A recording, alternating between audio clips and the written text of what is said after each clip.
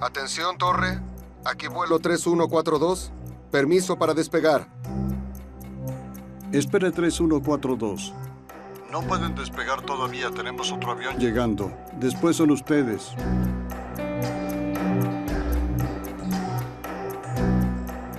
¿Despegamos 1-2? Despegamos. Terça-feira, 31 de agosto de 1999. O voo 3142 da Companhia Argentina Lapa, com 95 passageiros e 5 tripulantes, se prepara para decolar do Aeroparque, em Buenos Aires, rumo à cidade de Córdoba.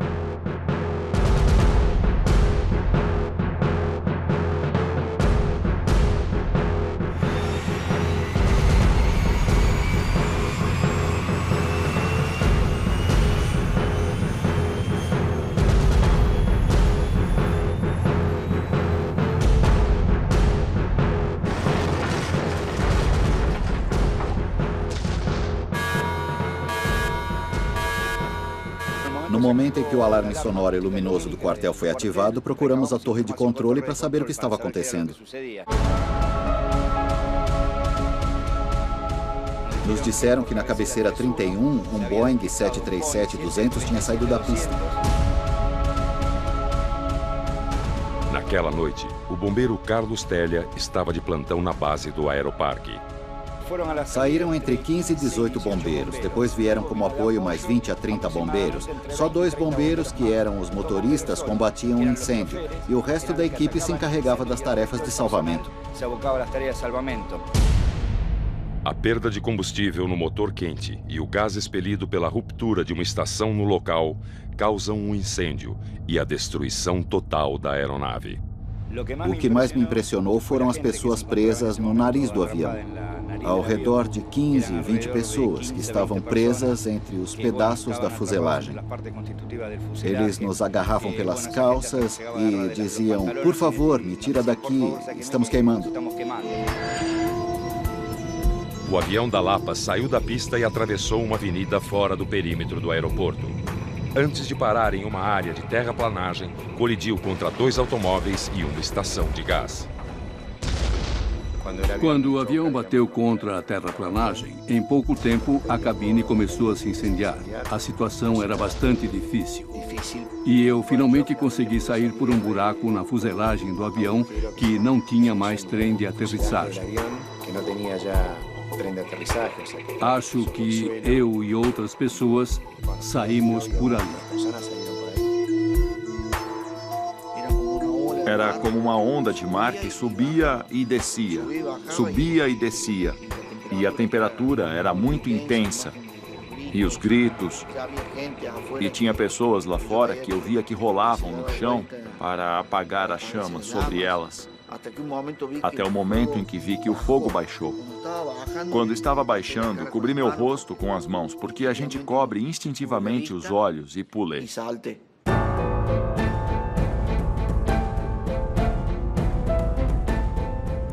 A maioria das pessoas a bordo do voo 3142 não tem a mesma sorte de Oscar e Rafael. Mas ainda era impossível saber quantos morreram no acidente.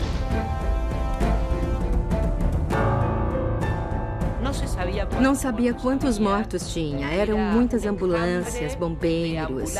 Ainda dava para ver o fogo. E havia muita histeria.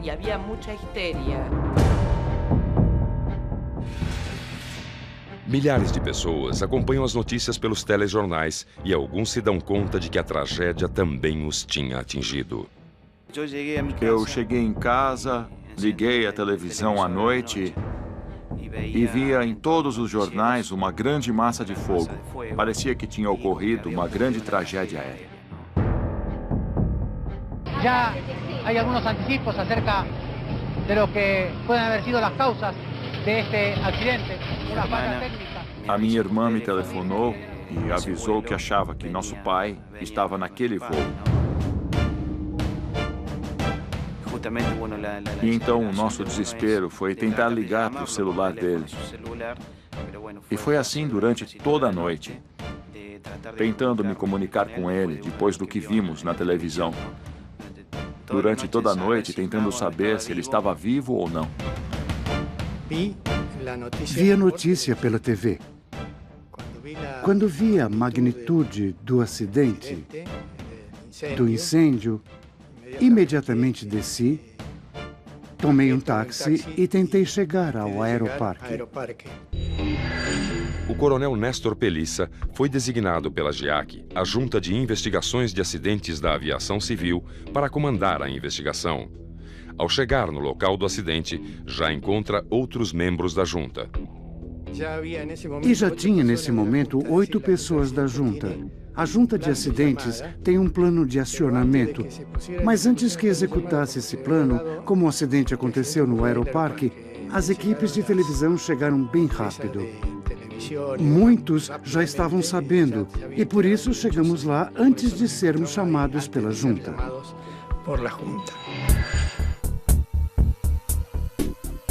Como a aeronave acidentada era um Boeing fabricado nos Estados Unidos, a NTSB, National Transportation Safety Board, é acionada para acompanhar a investigação. Assim que fomos avisados, rapidamente juntamos uma equipe de especialistas em engenharia e operações e viajamos na manhã seguinte à Argentina para unirmos a junta de investigações que cuidava do acidente.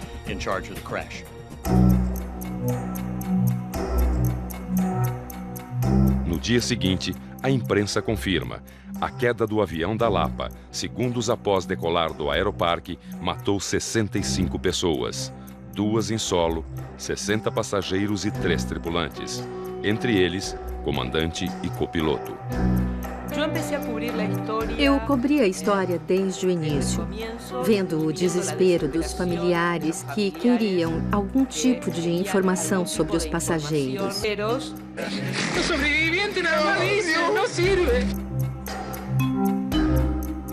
Paradoxalmente, ficamos sabendo pelas listas que circulavam, eram diferentes listas. E depois fizeram uma lista das pessoas desaparecidas para dar a entender que essas eram as pessoas que tinham falecido e que eles não tinham mais indícios.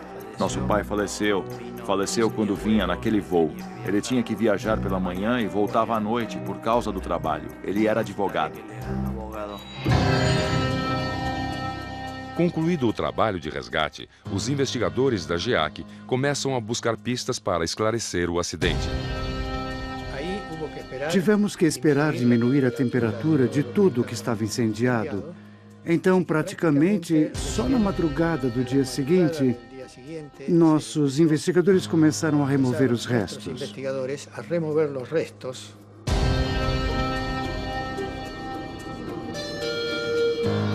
O que se procura primeiro são as caixas pretas, os gravadores de dados de voo e de voz.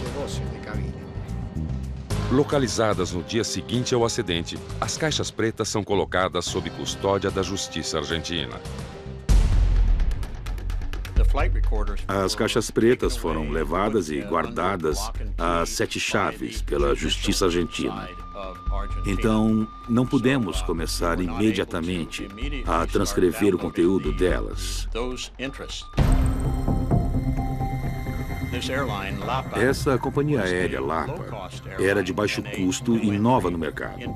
E havia interesses conflitantes por parte das aerolíneas argentinas e dos sindicatos que podiam estar envolvidos, e também questões sobre a capacidade de uma linha aérea iniciante e a qualificação dos funcionários dessa linha aérea de baixo custo. Todos esses fatores estavam ali em conflito quando nós assumimos a investigação com o governo da Argentina.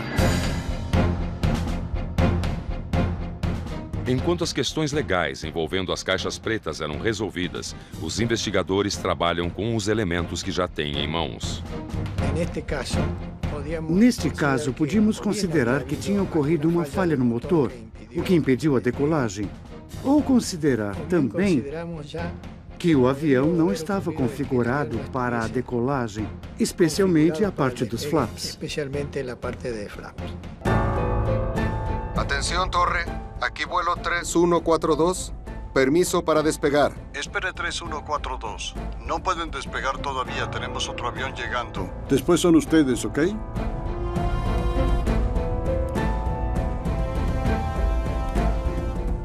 ¿Despegamos 1-2? Despegamos.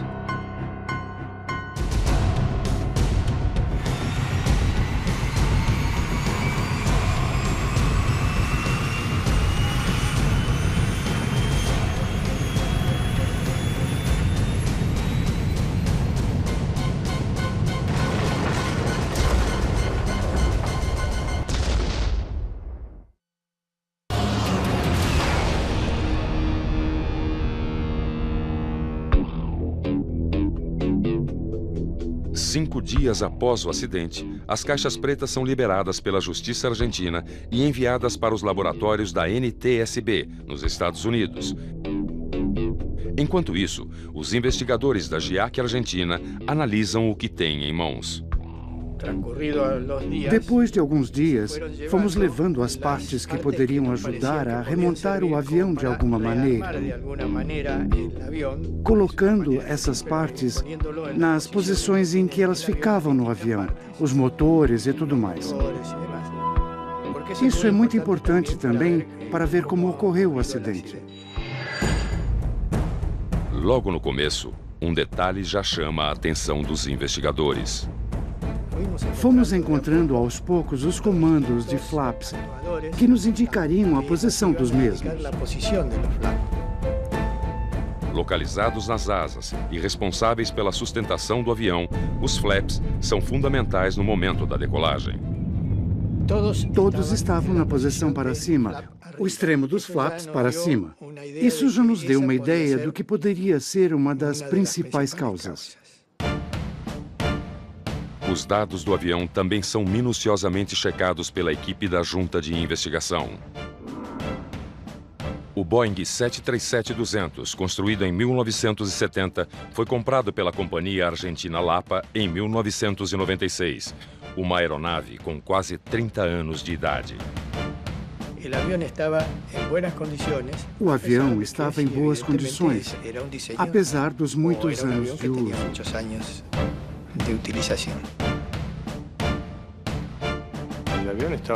O avião estava em boas condições e tinha vindo de uma inspeção no Brasil, uma inspeção Delta grande, e realmente não tinha problemas técnicos de manutenção. O piloto Alejandro Camelo faz parte do Comitê de Investigação de Acidentes da Associação de Pilotos de Linhas Aéreas da Argentina. Ele participou de uma investigação extraoficial, paralela à da GIAC. Sempre que acontecia um acidente de linha aérea, regular ou não regular, e havia interesse em acompanhar o caso, esse comitê fazia uma investigação paralela à da Junta de Investigação de Acidentes. Além das duas investigações paralelas, o acidente do Lapa traz ainda outro elemento intrigante: relatórios feitos por um ex-piloto da empresa. Minha primeira carta de advertência é de 96. Foi quando eu parei um avião que tinha 2 horizontes artificiais inoperantes. Escrevi que a consequência, não só previsível, mas inevitável, seria um acidente protagonizado por um avião da Lapa. Eu sentia que tinha esgotado tudo, tinha avisado a Força Aérea, as autoridades da empresa, aos meus colegas, ao sindicato. Eu já não sabia mais a quem avisar. Em setembro de 1997, 2 anos antes do acidente, Henrique Pinheiro é ouvido pelo jornal The New York Times. Na reportagem, ele alerta sobre graves problemas na aviação argentina. Não houve muita repercussão, provavelmente porque os donos da Lapa tinham um bom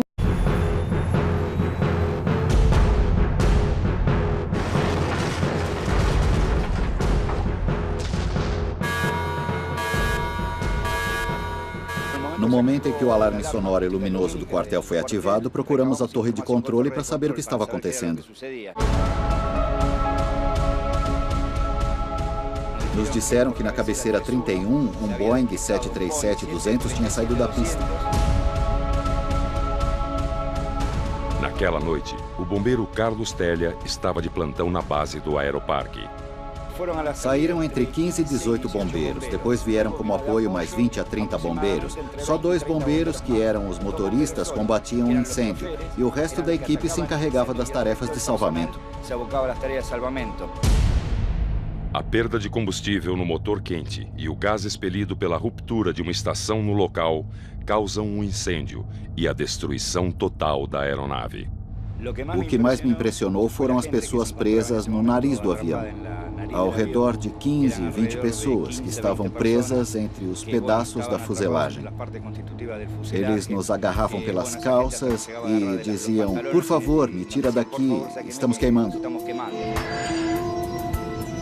O avião da Lapa saiu da pista e atravessou uma avenida fora do perímetro do aeroporto. Antes de parar em uma área de terraplanagem, colidiu contra 2 automóveis e uma estação de gás. Quando o avião bateu contra a terraplanagem, em pouco tempo a cabine começou a se incendiar. A situação era bastante difícil.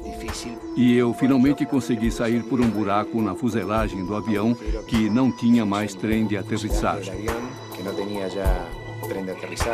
Acho que eu e outras pessoas saímos por ali. Era como uma onda de mar que subia e descia, subia e descia. E a temperatura era muito intensa. E os gritos. E tinha pessoas lá fora que eu via que rolavam no chão para apagar a chama sobre elas. Até o momento em que vi que o fogo baixou. Quando estava baixando, cobri meu rosto com as mãos, porque a gente cobre instintivamente os olhos e pulei.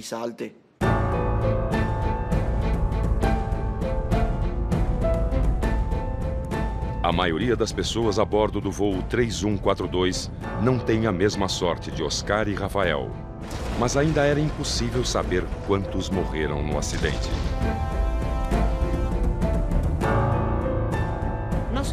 Não sabia quantos mortos tinha. Eram muitas ambulâncias, bombeiros.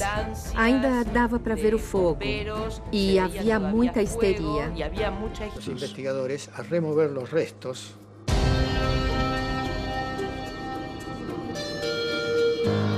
O que se procura primeiro são as caixas pretas, os gravadores de dados de voo e de voz. Localizadas no dia seguinte ao acidente, as caixas pretas são colocadas sob custódia da Justiça Argentina. As caixas pretas foram levadas e guardadas às 7 chaves pela Justiça Argentina. Então, não pudemos começar imediatamente a transcrever o conteúdo delas. Essa companhia aérea Lapa era de baixo custo e nova no mercado. E havia interesses conflitantes por parte das aerolíneas argentinas e dos sindicatos que podiam estar envolvidos. E também questões sobre a capacidade de uma linha aérea iniciante e a qualificação dos funcionários dessa linha aérea de baixo custo. Todos esses fatores estavam ali em conflito quando nós assumimos a investigação com o governo da Argentina. Enquanto as questões legais envolvendo as caixas pretas eram resolvidas, os investigadores trabalham com os elementos que já têm em mãos. Neste caso, podíamos considerar que tinha ocorrido uma falha no motor, o que impediu a decolagem. Ou considerar também que o avião não estava configurado para a decolagem, especialmente a parte dos flaps. Atención, torre. Aquí vuelo 3142. Permiso para despegar. Espere 3142. No pueden despegar todavía, tenemos otro avión llegando. Después son ustedes, ¿ok?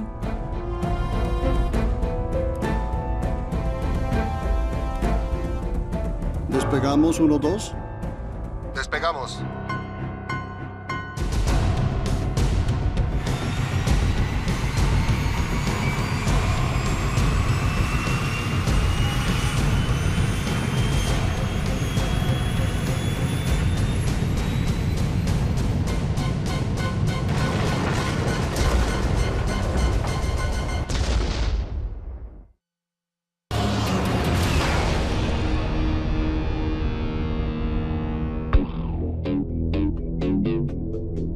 5 dias após o acidente, as caixas pretas são liberadas pela Justiça Argentina e enviadas para os laboratórios da NTSB, nos Estados Unidos.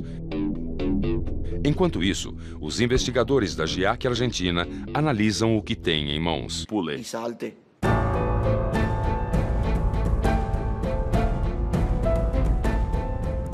A maioria das pessoas a bordo do voo 3142 não tem a mesma sorte de Oscar e Rafael. Mas ainda era impossível saber quantos morreram no acidente.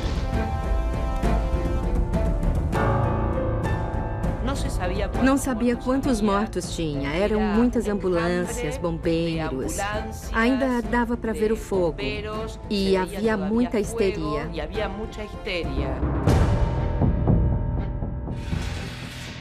Milhares de pessoas acompanham as notícias pelos telejornais e alguns se dão conta de que a tragédia também os tinha atingido.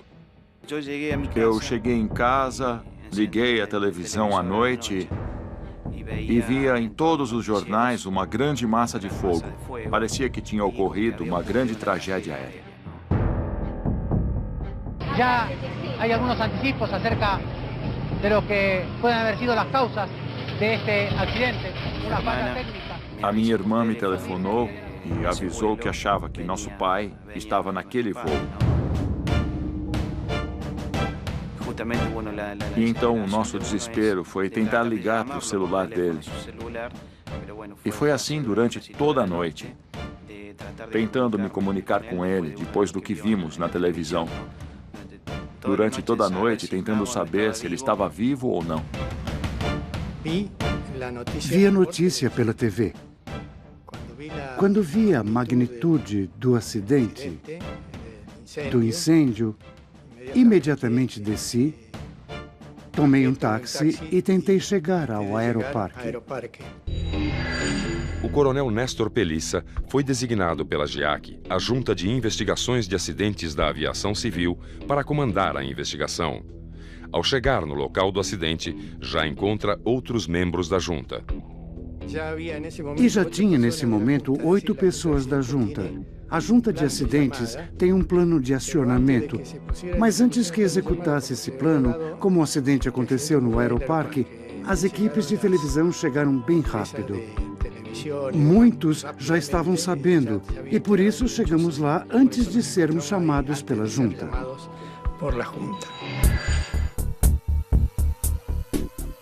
Como a aeronave acidentada era um Boeing fabricado nos Estados Unidos, a NTSB, National Transportation Safety Board, é acionada para acompanhar a investigação. Assim que fomos avisados, rapidamente juntamos uma equipe de especialistas em engenharia e operações e viajamos à Argentina para unirmos a junta de investigações que cuidava do acidente.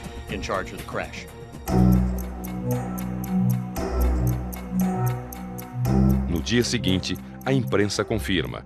A queda do avião da Lapa, segundos após decolar do aeroparque, matou 65 pessoas. 2 em solo, 60 passageiros e 3 tripulantes.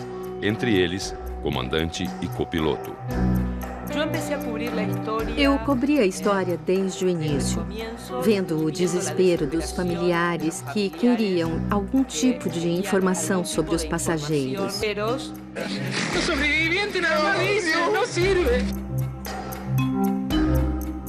Paradoxalmente, ficamos sabendo pelas listas que circulavam, eram diferentes listas. E depois fizeram uma lista das pessoas desaparecidas para dar a entender que essas eram as pessoas que tinham falecido e que eles não tinham mais indícios. Nosso pai faleceu quando vinha naquele voo. Ele tinha que viajar pela manhã e voltava à noite por causa do trabalho. Ele era advogado.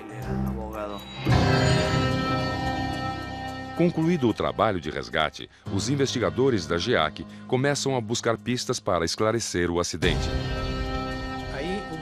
Tivemos que esperar diminuir a temperatura de tudo que estava incendiado.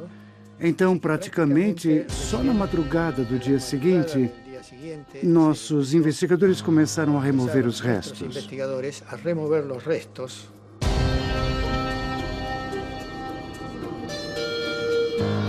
O que se procura primeiro são as caixas pretas, os gravadores de dados de voo e de voz. Localizadas no dia seguinte ao acidente, as caixas pretas são colocadas sob custódia da Justiça Argentina. As caixas pretas foram levadas e guardadas às 7 chaves pela Justiça Argentina. Então, não pudemos começar imediatamente a transcrever o conteúdo delas. Essa companhia aérea Lapa era de baixo custo e nova no mercado. E havia interesses conflitantes por parte das aerolíneas argentinas e dos sindicatos que podiam estar envolvidos. E também questões sobre a capacidade de uma linha aérea iniciante e a qualificação dos funcionários dessa linha aérea de baixo custo. Todos esses fatores estavam ali em conflito quando nós assumimos a investigação com o governo da Argentina. Enquanto as questões legais envolvendo